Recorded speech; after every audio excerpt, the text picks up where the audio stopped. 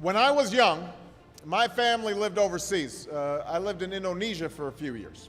And my mother, she didn't have the money to send me where all the American kids went to school. But she thought it was important for me to keep up with an American education. So she decided to teach me extra lessons herself, Monday through Friday. But because she had to go to work, the only time she could do it was at 4:30 in the morning. But whenever I'd complain, my mother would just give me one of those looks and she'd say, "This is no picnic for me either, Buster." But at the end of the day, we can have the most dedicated teachers, the most supportive parents, the best schools in the world, and none of it will make a difference. None of it will matter unless all of you fulfill your responsibilities. Unless you show up to those schools, unless you pay attention to those teachers, unless you listen to your parents and grandparents and other adults and put in the hard work it takes to succeed. And that's what I want to focus on today. The responsibility each of you has for your education. I want to start with the responsibility you have to yourself. Every single one of you has something that you're good at. Every single one of you has something to offer. And you have a responsibility to yourself to discover what that is. That's the opportunity an education can provide.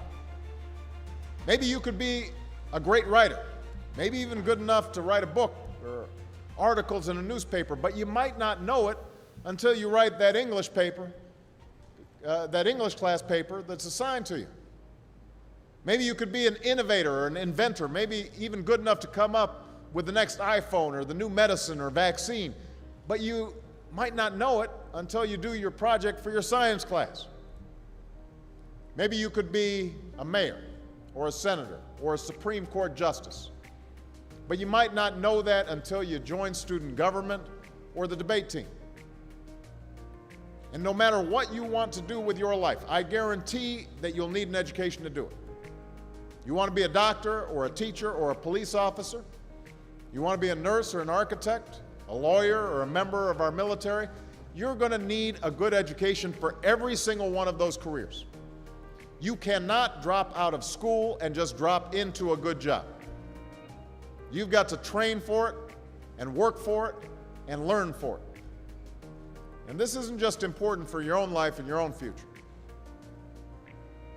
You'll need the knowledge and problem-solving skills you learn in science and math to cure diseases like cancer and AIDS, and to develop new energy technologies and protect our environment.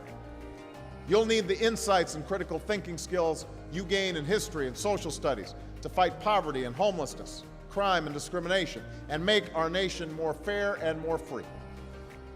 You'll need the creativity and ingenuity you develop in all your classes to build new companies that will create new jobs and boost our economy. Now, I know it's not always easy to do well in school.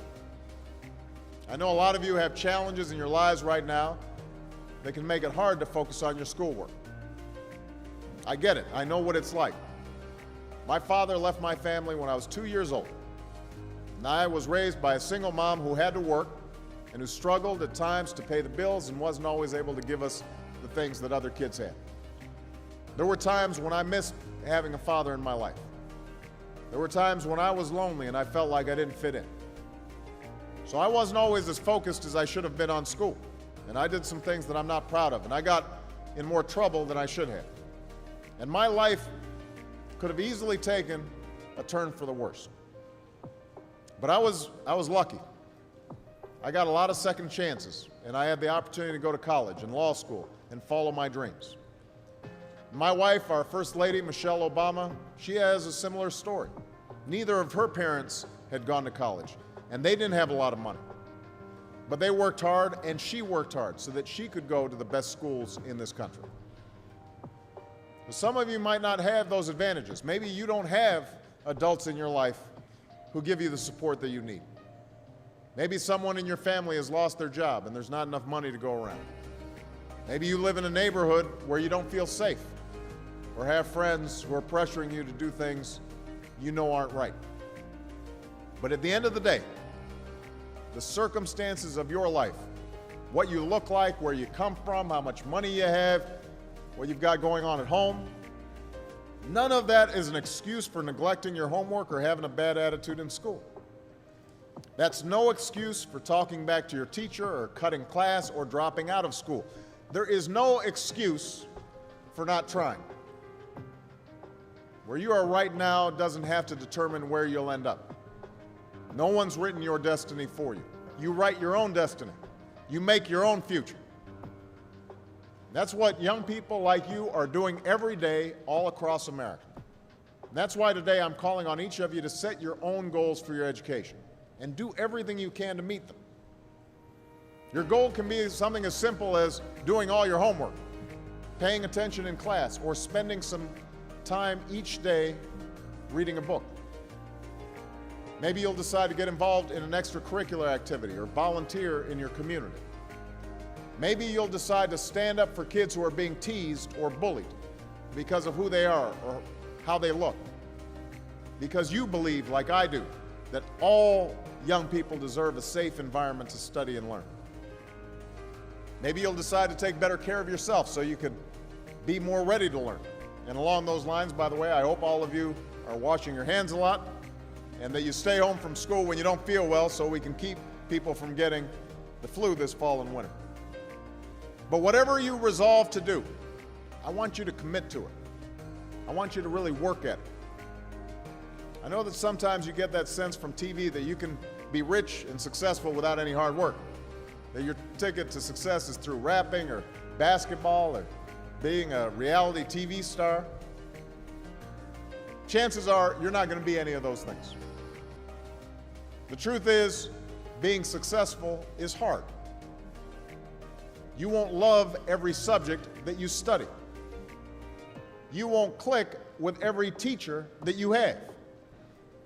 Not every homework assignment will seem completely relevant to your life right at this minute. And you won't necessarily succeed at everything the first time you try. That's okay. Some of the most successful people in the world are the ones who've had the most failures. J.K. Rowling, who wrote Harry Potter, her first Harry Potter book was rejected 12 times before it was finally published. Michael Jordan was cut from his high school basketball team. He lost hundreds of games and missed thousands of shots during his career. But he once said, "I have failed over and over and over again in my life, and that's why I succeed."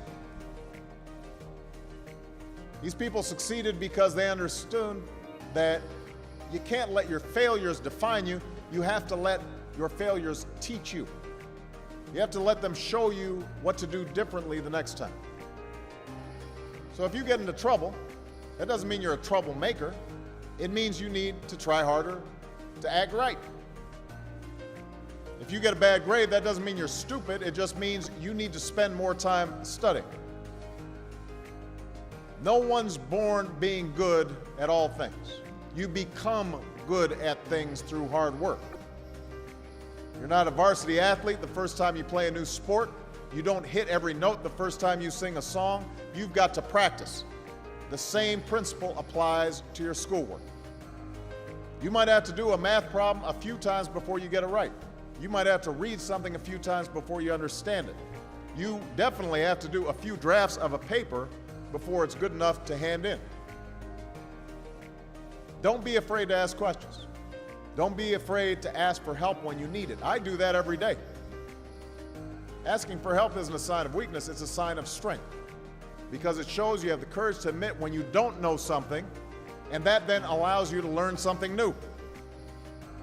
And even when you're struggling, even when you're discouraged, and you feel like other people have given up on you, don't ever give up on yourself. Because when you give up on yourself, you give up on your country. The story of America isn't about people who quit when things got tough. It's about people who kept going, who tried harder, who loved their country too much to do anything less than their best.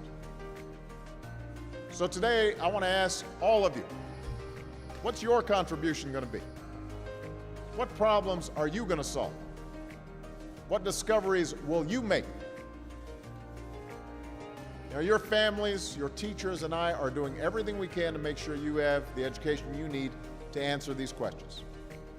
I'm working hard to fix up your classrooms and get you the books and the equipment and the computers you need to learn.